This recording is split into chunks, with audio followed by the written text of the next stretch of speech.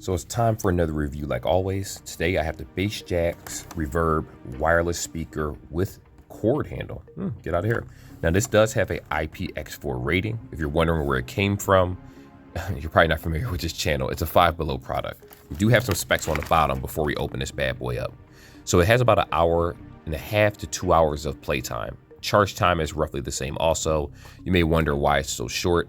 It's because depending on the volume that you use this particular headset or just Bluetooth, it'll die faster at higher volume. That's every headset that you use, so don't think it's just a 5 Below thing.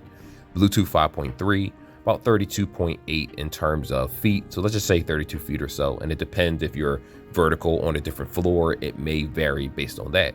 Not a bad speaker so far. Now, obviously from the looks, we haven't unboxed it or anything like that. They do come in different colors at 5 Below. I saw all black one, but I decided to get this one with a little cow print, whatever you want to call this, because yeah, hey, let's be a little bit different for these reviews. And the holiday season is coming, so you may want to find affordable stuff that may or may not suck depending on who it is that you're buying it for. Let's get into this review and not waste any more time.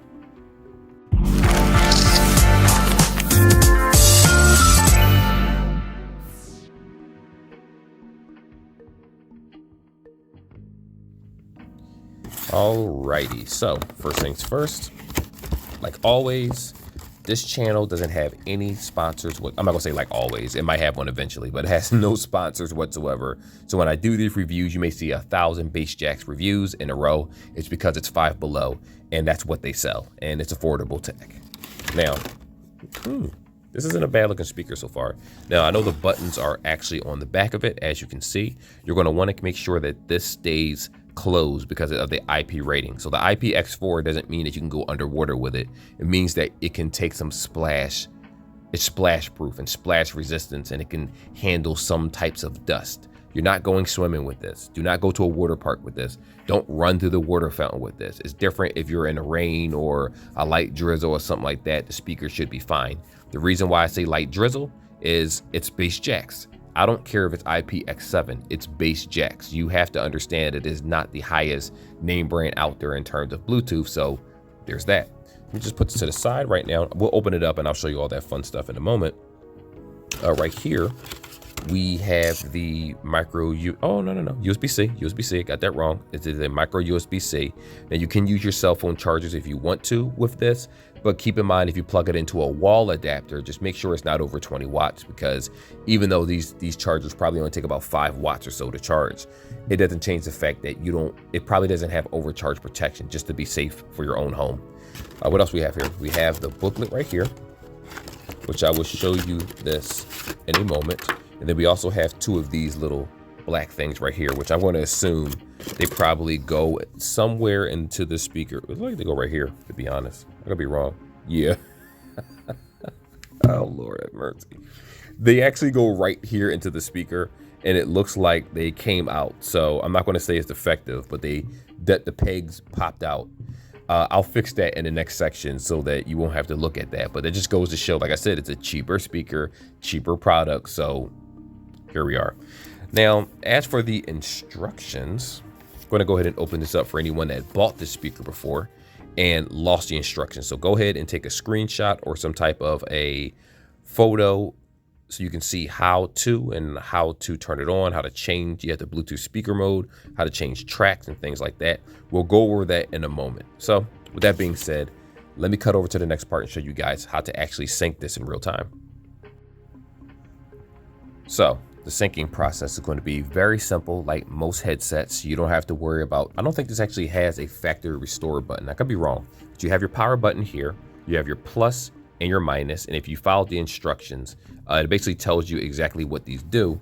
Let me do that real fast before we continue with this. So if you hold the plus button, it actually changes the volume up and down. If you hold down negative, it'll actually make the volume go down. If you short press it and tap it back and forth, it'll actually just change the song. And it looks like pause and play is actually the power button. So instead of, you hold this to power it on, but if you press it, it'll pause and play the song. So that's pretty cool. Pretty simple and simplistic to use. We have the USB right here. That's this part.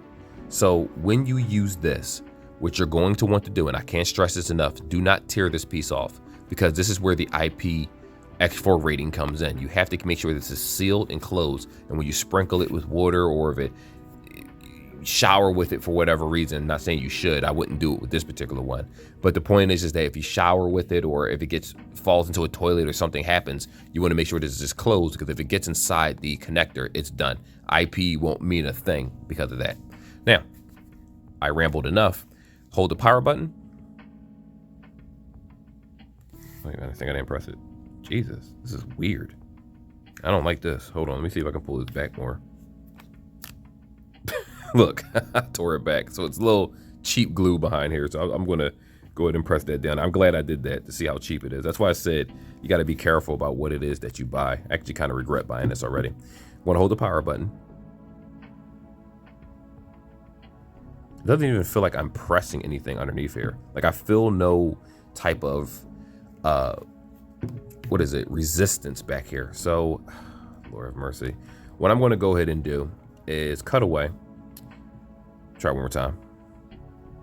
Maybe it's not charged. All right, I'm going to assume it's not charged. So what I'm going to do is cut away, charges up for a little bit, and we're going to come back. And I'm not cutting this part out of the video. Alrighty, guys, I'm still going to post this video for one reason only, and it's to show you that sometimes in life you do get defective products. Occasionally I get them from Five Below. Occasionally I've gotten defective earpods and the defective Galaxy Buds when I went to Best Buy, or when I went to Apple, I got a defective product. Nothing is perfect, and if you have your receipt, definitely switch it out. I want to show you why. Now, if you remember, I was trying to turn this on before, and when I was trying to turn it on, it didn't feel like there was any contact whatsoever. Normally you feel some type of click or some type of button underneath the rubber. Let me show you what this looks like underneath. And I'm going to take it back to the store and switch it out, obviously, and redo the review with a non-defective product, assuming they have one. Because there's only like 3 speakers in the store, and I bought one of them, and this one's defective. So when you tear this back, right, and this is glued in right here. I'm going to tear it back. Now watch this. If you look at the microchip, this is crazy. Look at this, look at this. Let's zoom in. Where are the buttons? This is the board right here, but one of the buttons, volume button, is right here, that little square. You're supposed, the volume, the power button, if you, let me stop the shaky cam, right here, if you can see that, a little square straight ahead, it's bent. It's not even there. This is defective. On top of that, the volume down, is that volume down? Yep. Volume down isn't even here. It's done. It's I don't even think they ever fixed it properly. I don't think they ever tested this. Now, when I did plug it up, the power connection is still connected, meaning it can still power on. But realistically, what I'm going to do, open this up, fit this back into the right spot, and then close it back up. It's ridiculous. That beats the whole purpose of buying your product. And again, this is what happens when you buy cheap stuff. Normally, this happens with cheaper products. When you buy stuff that's more expensive, when I mean by cheaper, I'm talking about like off-brand. I look at Bass Jacks as kind of off-brand because you see it at Five Below. You don't really see it anywhere else in reputable stores. So they basically sold a busted, defective speaker that ended up going to Five Below. It's unfortunate. Sometimes these things do happen. And what I'm going to do is still obviously post this video for you guys. And just let you know, check before you do anything. Like if you buy this and yours works perfectly fine, it's always good to open up the box and test it and make sure it powers on and everything works. Then put it back inside, because you never know. You might be sitting on something, pause, that is effective the entire time, thinking that this is going to make someone's holiday brighten up, and it's damaged. Don't forget, I had to put these 2 pegs back inside of this because, see, one fell out. It's defective, dude. This is defective. Like, there's no reason for the pegs to be sticking out inside the box. Initially, I gave them the benefit of the doubt. That was definitely my mistake for doing that. And yeah, I'm going to release this as is to show you it's effective. And probably the next day I'll buy another one, assuming they have another one, or I'll try a different product. No, I'll buy it again. I will buy it again and do this review because, you know, again, one defective product doesn't mean you should be turned off from it completely. I will take the time to figure out if all of them are this way, you know, if I try a different one out. Anyway, I rambled enough. Like and subscribe like always, guys, and I'll see y'all in the next video.